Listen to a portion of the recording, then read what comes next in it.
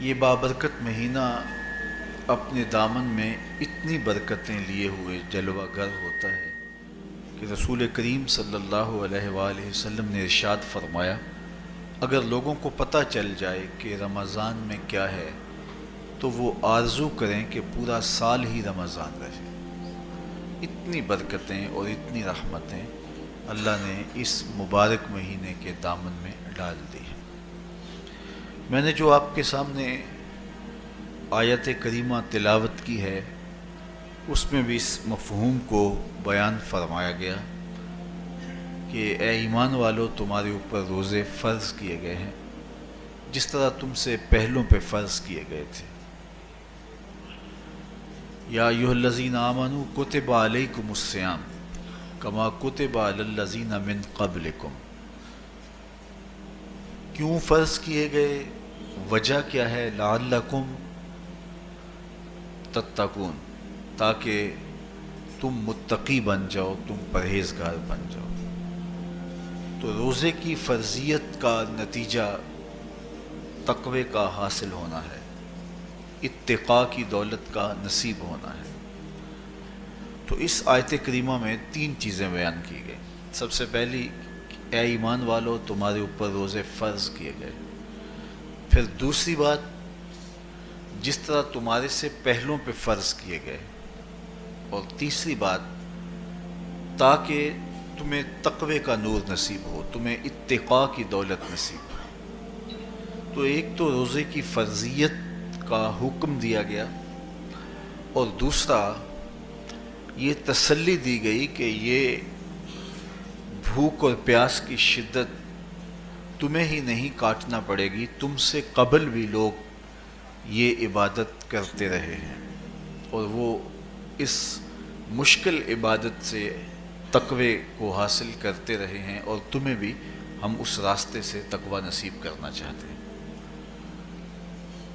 علامہ حقی علیہ رحمہ نے لکھا ہے کہ ملک تحمور الثالث، یہ حضرت آدم علیہ السلام کی اولاد سے تیسرا بادشاہ گزرا ہے، اس کے زمانے میں قحط پڑ گیا تھا، تو اس نے اپنی قوم کو یہ حکم دیا کہ ایک وقت کا کھانا آپ کھا لیں اور ایک وقت کا کھانا بچائیں اور وہ قحط زدہ علاقوں میں بھیجیں۔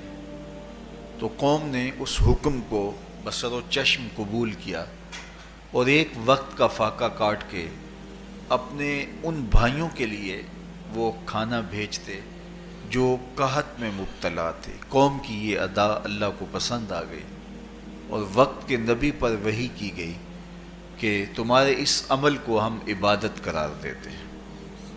تو حضرت آدم علیہ السلام کے بعد متصل ہی یہ عبادت فرض کی گئی، اور پھر جتنی بھی ملتیں، قومیں اور امتیں آئیں ان میں روزے کی تحسین کی گئی اور روزے کی تلقین کی گئی۔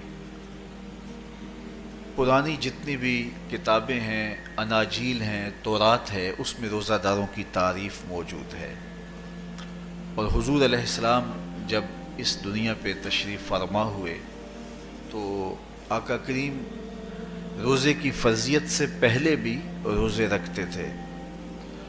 ویسے روزہ سن 2 ہجری کو فرض ہوا ہے، شعبان المعظم کے مہینے میں، لیکن اس سے قبل بھی ایام 20 کے حضور روزے رکھتے تھے، اور اس کے علاوہ بھی مختلف ایام میں اللہ کے محبوب روزے رکھتے تھے۔ روزے کی فرضیت کے بعد حضور علیہ السلام کی زندگی میں کل 9 رمضان آئے ہیں، جس میں 7 29 کے تھے اور 2 30 کے تھے۔ یہ بات ذہن میں رکھیے گا کہ روزے 29 ہوں ثواب پھر بھی 30 کا ہی دیا جاتا ہے۔ تو زیادہ تر جو رمضان المبارک کے مہینے ہوتے ہیں وہ 29 کے ہوتے ہیں، 30 کے کم ہوتے ہیں۔ حضور کی زندگی میں 9 میں سے 7 جو ہیں وہ 29 کے ہوئے ہیں اور 2 30 کے ہوئے ہیں، تو ثواب پورے 30 کا ہی ہے۔ روزہ اللہ تعالیٰ جل شانہ کی رضا اور اس کی محبت کے حصول کا ذریعہ ہے۔ اور اس کا عملی نتیجہ جو اس آیت کریمہ میں بیان کیا گیا وہ تقوی ہے، لعلکم تتقون۔ روزہ اس لیے فرض کیا گیا کہ تمہیں تقوی نصیب ہو جائے، اتقاء کی دولت نصیب۔ اب سوال یہ ہے، کیا تقوی بھوک اور پیاس سے حاصل ہوتا ہے؟ پیاس کاٹنے سے، بھوک کاٹنے سے کیا تقوی نصیب ہو جاتا ہے؟ صبح سے لے کر شام تک روزہ رکھنے کی تلقین کی گئی۔ یہاں ناروے میں اور مختلف ممالک کے اندر 20 گھنٹے کا روزہ ہے، اور ہمارے بھی یہاں 16-17 گھنٹے مسلسل شدت کی گرمی میں بھوک اور پیاس کاٹنا ہوتی ہے۔ تو اتنا طویل دورانیہ جو بھوک اور پیاس کاٹی ہے، اس کا مقصد رزق بچانا نہیں ہے، بلکہ وَيُزَادُ فِيهِ رِزْقُ الْمُؤْمِنِ، ماہ صیام میں مومن کا رزق بڑھ جاتا ہے۔ آپ اپنا بجٹ دیکھ لیجئے، باقی مہینوں کی نسبت ماہ صیام میں آپ کے اخراجات زیادہ ہوتے ہیں اور کشادگی ہوتی ہے۔ تو یہ کوئی خوراک بچاؤ مہم نہیں ہے، بلکہ رزق تو بڑھ جاتا ہے، لیکن اس کے باوجود 20 گھنٹے، 17 18 گھنٹے پیاس اور بھوک کاٹنا، اس کا کوئی مقصد ہے تو وہ مقصد قرآن نے بیان کیا کہ اس کے نتیجے میں تمہیں اتقاء کی دولت ملے گی، تمہیں تقوی کا نور نصیب ہوگا۔ سوال یہ کھڑا ہوا، کیا بھوک اور پیاس کاٹنے سے تقوی مل جاتا ہے؟ تو اس کو سمجھنے کے لیے ایک مختصر تمہید سمجھنا ہوگی، اور وہ یہ کہ ہمارے دو دشمن ہیں جو ہمیں جادہ مستقیم سے ہٹانے کے لیے دن رات کوشاں ہیں، ایک شیطان اور دوسرا نفس۔ یہ دو دشمن ہیں جو ہماری متاع عمل، ہمارا خلوص، ہماری للہیت، ہمارا باطن لوٹنے کے لیے ہر وقت مستعد اور فعال رہتے ہیں۔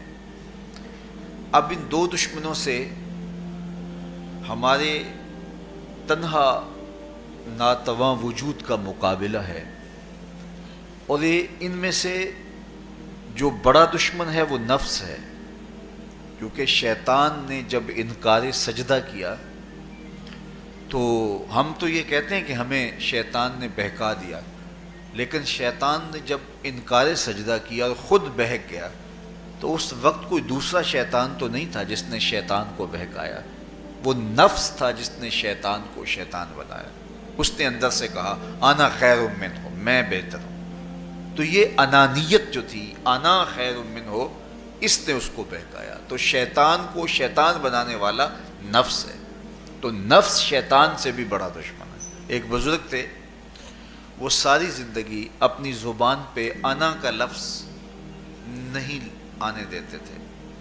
اس مفہوم کو بیان کرنا ہوتا تو وہ با الفاظ دیگر بیان کرتے، میں کا لفظ، انا کا لفظ وہ اپنی زبان پہ ساری زندگی انہوں نے جاری ہی نہیں ہونے دیا۔ کہتے تھے اس لفظ نے شیطان کا بیڑا غرق کر دیا، تو میں یہ لفظ زبان پہ آنے نہیں دوں گا۔ اچھا، بندے بھی بڑے عجیب ہوتے ہیں، کسی نے کہا لو لو، ان کی زبان پہ یہ لفظ آتا کیوں نہیں، میں جاتا ہوں اور ان کی زبان پہ یہ لفظ آئے ہی آئے۔ چلے گئے۔ بزرگ تشریف فرما تھے، نماز کا وقت قریب ہو رہا تھا۔ حضرت ایک مسئلہ پوچھنے آیا ہوں، کہا پوچھئے، شیطان کو کس چیز نے برباد کیا؟ حضرت اب تو بولیں گے کہ میں نے، آنا نے، تو کہوں گا جیسے بھی ہوا ان کے زبان پہ لفظ میں تو آ ہی گیا نا۔ تو وہ بزرگ بھی بڑے سیانے تھے، اس کی نیت کا کھوٹ سمجھ گئے۔ فرمانے لگے بیٹا نماز کا وقت ہو گیا ہے، نماز پڑھ لیتے ہیں پھر اس پہ بات ہوتی ہے۔ نماز ہوئی، سلام پھرا تو خود ہی فرمانے لگے کسی نے کہا تھا کہ شیطان کو کس چیز نے برباد کیا، جواب دینا چاہ رہا ہوں، کس نے پوچھا تھا؟ جھٹ کھڑا ہو گیا، میں نے کہا اسی چیز نے اس کا بیڑا غرق کر دیا۔ تو جو نفس تھا وہ شیطان کو شیطان بنانے والا ہے۔ تو ہمارے ساتھ نفس بھی لگا ہوا ہے، ہمارے پیچھے شیطان بھی لگا ہوا ہے۔ شیطان بھی بڑا مکار دشمن ہے، چھوٹا دشمن یہ بھی نہیں ہے۔ یہ ہماری متاع عزیز کو، متاع ایمان کو، متاع عمل کو، متاع خلوص کو لوٹنے کے لیے دن رات مستعد اور فعال رہتا ہے۔ اللہ کے محبوب نے فرمایا الشیطان جاسم علی قلب ابن آدم فاذا ذکر اللہ خانس واذا غفل وسوس۔ شیطان اولاد آدم کے دل پہ قبضہ جما کے بیٹھ جاتا ہے، جب یہ اللہ کا ذکر کرتا ہے تو بھاگ جاتا ہے، اور جب یہ اللہ کے ذکر سے غافل ہوتا ہے تو یہ وسوسہ اندازی کرتا ہے۔ تو شیطان اولاد آدم کے دل پہ قبضہ جماتا، اسے پتہ ہے کہ دل قابو میں آ گیا تو پورا بدن قابو میں آ گیا، چونکہ میرے اعضائے بدنیاں میرے دل کے تابع ہیں۔ موسم اچھا ہے، رت سہانی ہے، صحن چمن میں پھول کھلے ہیں، لیکن میرا دل نہیں چاہ رہا تو ٹانگیں جنبش ہی نہیں کریں گی۔ مرغن غذائیں سامنے پڑی ہیں اور آپ کا تقاضا ہے کہ جناب لے لیجئے، لیکن میرا جی نہیں چاہے گا تو ہاتھ جنبش نہیں کریں گے۔ آسمان ستاروں اور کہکشاؤں سے بھرا ہوا ہے، جی نہیں چاہے گا تو نظر نہیں اٹھے گی۔ آپ سماعتیں بچھائے بیٹھے تھے، جی نہیں چاہے گا زبان نہیں بولے گی۔ تو پورے آزاد دل کے تابع ہیں، اور اگر دل شیطان کے تابع ہو گیا، اس کے ہتھے چڑھ گیا، تو پھر اعضاء وہی کریں گے جو شیطان چاہے گا۔